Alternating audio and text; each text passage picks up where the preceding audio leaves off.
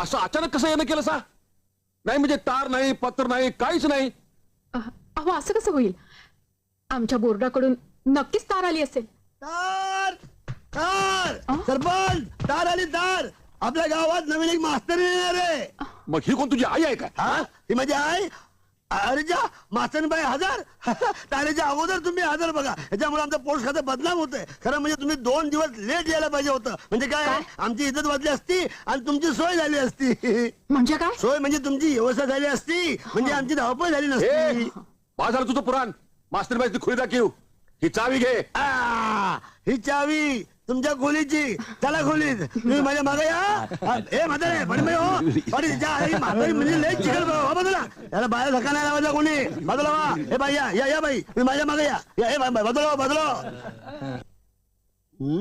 चुकल्यावर आपोआप आपल्या